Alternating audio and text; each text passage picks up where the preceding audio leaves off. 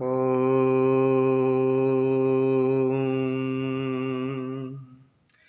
ओम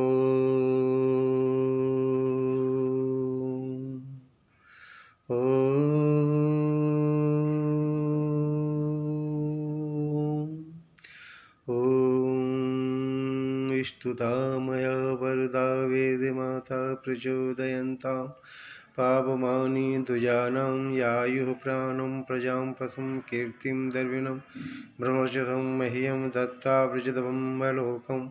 ओम शांति शांति शांति। ओम। मनुष्य के जीवन में चरित्र का बड़ा महत्व है। जो मनुष्य अपने चरित्र पर ध्यान नहीं देता है, अर्थात अपनी चरित्र की रक्षा नहीं करता है, उस व्यक्ति का जीवन पशुवत हो जाता है। समाज ऐसे लोगों को उपेक्षा की दृष्टि से देखते हैं, लेकिन वास्तव में जो व्यक्ति अपने चरित्र की रक्षा करता है, समाज में उसकी पूजा होती है, उसे सम्मान मिलता है, उसकी इज्जत होती है। आज प्रश्न उठता है कि हम चरित्रवान कैसे बने। जो मनुष्य चरित्रवान बनना चाहता है और अपने जीवन को सफल करना चाहता है, अपने जीवन को महान बनाना चाहता है, वे व्यक्ति, वे मनुष्य अपने जीवन को महापुरुषों के पचिन्हों पे चलकर ही या वेदों के मार्गों पे चलकर ही अपने जीवन को जो है महान बना सकते हैं। आज आवश्यकता है हमें चरित्रवान नौजवानों की, जो मनुष्य अपने जीवन को पवित्र करना नहीं चाहते हैं, अपने जीवन को महान बनाना नहीं चाहते हैं, अर्थात दुष्कर्मों में फंसकर, भोग विलासों में फंसकर अपने जीवन को जो है बर्बाद करना चाहते हैं, वे मनुष्य अपने जीवन में कुछ नहीं कर सकते। या जो ऐसा काम करते हैं, जो दुष्कर्म करते हैं, अशुभ कर्म करते हैं, वेदों के सिद्धांतों को नहीं मानते हैं, गीता के पथ पे नहीं चलते हैं, गीता के सिद्धांतों को नहीं मानते हैं, वे व्यक्ति अपने जीवन में क्रंदन के अलावा और कुछ नहीं कर सकते। उनके जीवन में हमेशा जो है करुण की ही आवाज़ रहेगी।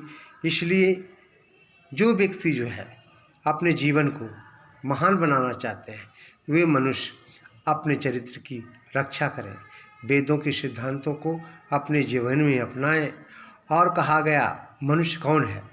मनुष्य हम किसी कह सकते हैं, जो मनुष्य अपने चरित्र की रक्षा करता है, अपने जीवन को महान बनाता है, वही व्यक्ति मनुष्य है।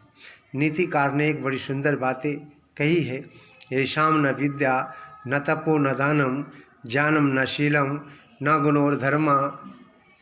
गुणोर्धर्मा ते मर्त्यलोके भुवि भारभूता मनुष्य रूपेण मृगाश्चरन्ति। कहने का आशय है कि जिस व्यक्ति में ना धर्म कोई है, ना शील है, ना कोई चरित्र है, ना कोई किसी प्रकार का गुण है, वे व्यक्ति जो है इस मृत लोक पे मनुष्य तो हैं, लेकिन हिरण के रूप में वो विचरण कर रहे हैं। इससे साबित होता है कि मनुष्य का जीवन जो है चरित्र पर टिका हुआ है। जिस प्रकार से अग्नि में उष्णता होती है और उष्णता समाप्त होने के बाद कहते वो अग्नि जो है वो आग जो है राख बन जाती है। तो फिर लोगों क्या करते हैं कि राख बन जाने के बाद लोग उन्हें पैरों से रौंद डालते हैं, अर्थात उसकी कीमत ख़त्म हो जाती है, वो राख बन जाती है। ठीक उसी प्रकार से मनुष्य के जीवन में जो है चरित्र के विनाश होते ही, चरित्र के नष्ट होते ही वो मनुष्य जो है पशु के तुल्य माना जाता है। परमात्मा हमें इस संसार में पशु बनने के लिए नहीं भेजा है, मनुष्य बनने के लिए भेजा है। मनुष्य बनने के लिए हमें क्या करना है? तो कहा गया हमें शास्त्रों के या वेदों के पथों पे चलना है, वेदों के सिद्धांतों को मानना है। परमात्मा ने हमें जो वेद रूपी ज्ञान दिया है, उन ज्ञान को हमें अपने जीवन में धारण करना है, तभी हम ऐसा बन सकते हैं। वेद स्पष्ट ये भी करते हैं, क्या आचारहीनम न पुनन्ति वेदा, अर्थात आचारहीन व्यक्तियों को वेद भी पवित्र नहीं करते। जब आचारहीन व्यक्तियों को वेद भी पवित्र नहीं करते हैं तो इससे स्पष्ट होता है कि जो व्यक्ति अपने जीवन में जैसा कर्म करता है परमात्मा उसे वैसा ही फल देता है। हमें उस परमपिता परमात्मा से हमेशा ही प्रार्थना करते रहना चाहिए, हे परमात्मा हमारी जो प्रतिष्ठा है समाज में बनी रहे और हमारा जो सम्मान है समाज में बना रहे। तो किस प्रकार से हो सकता है? जब हम चरित्रवान बनेंगे।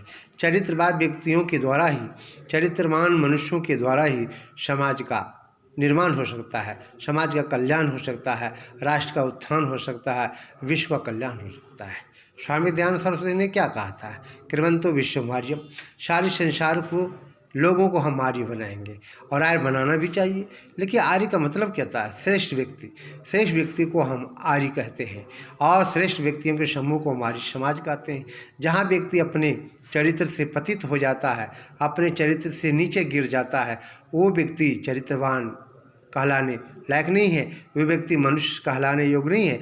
मनुष्य वही व्यक्ति हो सकता है जो अपने चरित्र की रक्षा करता है और चरित्रवान बन करके जो है समाज और राष्ट्र का कल्याण करता है। आज हमें ऐसे जो है समाज में महापुरुषों की आवश्यकता है, चरित्रवान महापुरुषों की आवश्यकता है। और जो व्यक्ति चरित्रवान बन गया तो कहना ही क्या है, उसका जीवन है धन्य हो जाता है, उसका जीवन पवित्र हो जाता है। किसी कवि ने बड़ा सुंदर लिखा है, वो क्या सुंदर बात है, इसे आप लोग ध्यानपूर्वक सुनेंगे। बुराइयों को कभी जीवन में अपनाना नहीं चाहिए, ये मीठा जहर होता है, इसे खाना नहीं चाहिए। बुराइयों को कभी जीवन में अपनाना नहीं चाहिए, ये मीठा जहर होता है, इसे खाना नहीं चाहिए। बुरी संगति जहाँ देखो वहाँ जाने से शर्माओ, बुरी संगत जहाँ देखो वहाँ जाने से शर्माओ। कहीं सत्संग होता है तो शर्माना नहीं चाहिए। बुराइयों को कभी जीवन में अपनाना नहीं चाहिए, ये मीठा जहर होता है, इसे खाना नहीं चाहिए। कहने का आशय है कि वास्तव में बुराई अवगुण एक ऐसा मीठा जहर है जिसे मनुष्य अपने जीवन में धारण करता है। उसे धारण करते ही वह स्वतः जो है बुरा बन जाता है। लोग आज शराब पी रहे हैं और तंबाकू खा रहे हैं, मांस खा रहे हैं, अंडा खा रहे हैं। ये सभी पदार्थ जितने अभक्ष्य है खाने योग्य नहीं है। जहाँ मनुष्य इन सभी पदार्थों का सेवन करता है वे मनुष्य तमोगुणी हो जाता है, और जो मनुष्य तमोगुणी हो जाते हैं वे मनुष्य अपने जीवन की रक्षा नहीं कर सकते, अपने चरित्र की रक्षा नहीं कर सकते, क्योंकि तमोगुणी वाला व्यक्ति अपने चरित्र की रक्षा कतई नहीं कर सकते हैं। उनका आचरण सही नहीं हो रह सकता है। इसलिए कहने का आशय है कि जो व्यक्ति वास्तव में अपने को महान बनाना चाहता है, अपने जीवन को पवित्र बनाना चाहता है, तो उसे शाकाहारी भी बनना पड़ेगा। शाकाहारी बन करके ही मनुष्य जो है अपने चरित्र की रक्षा करता है, और चरित्र की रक्षा करने के लिए परमात्मा से हमेशा प्रार्थना करते रहना चाहिए, हे परमात्मा हमारे अंतःकरण में जो बुराइयां हैं उसे दूर कर दीजिए। जब मनुष्य के हृदय की सारी बुराइयां दूर हो जाती है, नष्ट हो जाती है, विनष्ट हो जाती है, वे समाज में पूजनीय हो जाते हैं। उनका हृदय जो है पवित्र हो जाता है, गंगा जल के समान पुनीत हो जाता है। तो हमें परमात्मा ने संसार में जो है पुनीत बनने के लिए भेजा है, पवित्र बनने के लिए भेजा है, महान बनने के लिए भेजा है।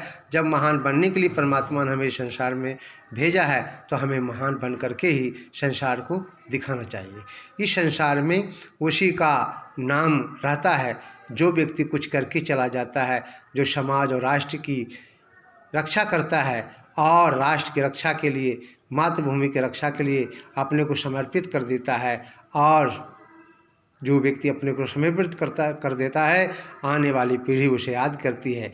इसलिए संसार में कौन अमर रहता है। इस विषय में कवि ने बड़ा सुंदर लिखा है। इंसान की खुशबू रहती है, इंसान बदलते रहते हैं, दरबार सदा लगा रहता, दरबान बदलते रहते हैं। जो हिम्मत वाले मांझी हैं, तूफानों से टकराते हैं, इन तूफानों का क्या कहना, तूफान बदलते रहते हैं। इंसान की खुशबू रहती है, इंसान बदलते रहते हैं। यह जीवन ऐसा है, व्यक्ति आता है संसार में और चला जाता है, लेकिन संसार में वही अमर होता है जो शुभ कर्मी है, जो संतोभाषक है, जो परमात्मा का सच्चा भक्त है, और जो व्यक्ति अपने शुभ गुणों के द्वारा है संसार का उपकार करके, लोगों की भलाई करके, राष्ट्र का कल्याण करके कुछ चला जाता है इस संसार से। आने वाली पीढ़ी बाद में इन्हें ही याद करती है और फिर ये कहते हैं, वाह क्या वो व्यक्ति था, वो चरित्रवान था, आदर्शवान था। इसलिए हमें भी जो है ऐसे ही वेदों के मार्गों पे चलकर, शास्त्रों के सिद्धांतों को अपने जीवन में अपनाकर हमें चरित्रवान बनकर के राष्ट्र की रक्षा करनी चाहिए, समाज का कल्याण करना चाहिए। इतना कहकर अपनी वाणी को यहीं पर विराम देता हूँ। इति ओम।